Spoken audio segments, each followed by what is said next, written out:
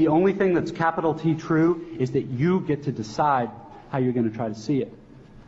This, I submit, is the freedom of real education, of learning how to be well-adjusted.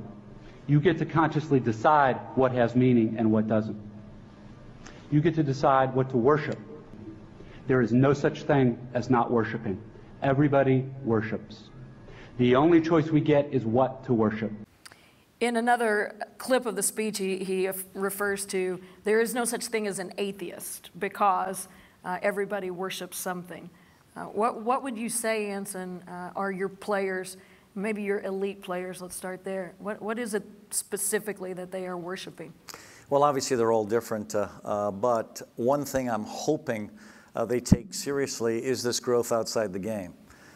This connection with their teammates, basically genuflecting to the community as opposed to continuing to aspire to be the only one on the field or in the room or in a discussion. And so you're hoping for some sort of human evolution beyond their athletic achievements. Now, obviously, you're hoping one of the pieces is they do want to have the ambition to become the best they can be in their sport. But if they ignore these other things, they're basically worshiping false gods, and they're going in the wrong direction. And one of my favorite parts of this address that he gives is he talks about this guy that comes into this bar and basically says, gosh, I was caught out in that snowstorm, and I thought I was going to die, so I started praying, God, keep me alive through this. Please keep me alive, and I'll spend the rest of my life worshiping you. And the guy's looking at him, going, "Well, what happened?" "Oh, no. A couple Eskimos saved me." Basically, it's the way we interpret what happens in our life. So a spiritual person would say, well, that's going to make you a believer because obviously there was the hand of God involved in your saving. And of course, someone that doesn't believe that has his own agenda, has a different source. So what's interesting about this, and what's interesting about having this as a discussion with the kids, is they get to really get into what they truly think is important, and then you get to challenge them. What would you say is the number one thing that pulls you off track?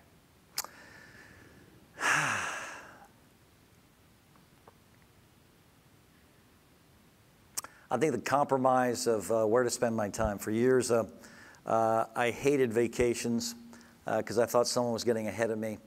And it used to drive my wife crazy. I wouldn't take off 1 week a year. I got into real trouble one year when I left on Christmas Day on a recruiting trip. I still haven't lived that one down. And we lost the recruit. So that was a big mistake. So for me, it was trying to figure out a way to get some sort of balance with my family and with my profession. A constant pull. Let's roll the final clip. And the so-called real world will not discourage you from operating on your default settings, because the so-called real world of men and money and power hums merrily along on the fuel of fear and anger and frustration and craving and the worship of self. The really important kind of freedom involves attention and awareness and discipline and being able truly to care about other people and to sacrifice for them over and over in myriad petty little unsexy ways every day. That is real freedom. That is being educated and understanding how to think. The alternative is unconsciousness, the default setting, the rat race, the constant gnawing sense of having had and lost some infinite thing. It is about the real value of a real education, which has almost nothing to do with knowledge and everything to do with simple awareness. Awareness of what is so real and essential, so hidden in plain sight all around us all the time, that we have to keep reminding ourselves over and over, this is water. This is water. When I hear him say that, I had read the speech before I heard him deliver it, and there's something just sort of eerie about hearing him deliver it and the words that he punches, why he chooses the delivery that he does. But what hits me at this one is how difficult it is to maintain focus on what is seemingly so apparent.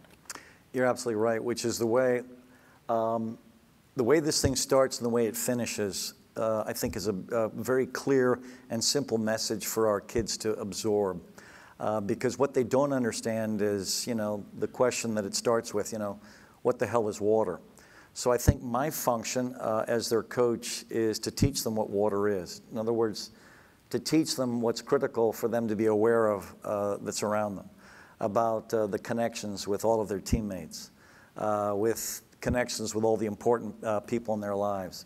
And so what I love about the finish, this is water, this is water, this is water, this is water. It's almost a review of what's important.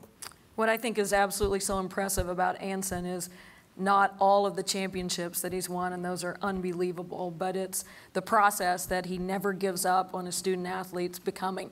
And it's imperative to him that they become the best people that they can be, and we need more like you. Anson Dorrance. Sherri, thank you. Thank you.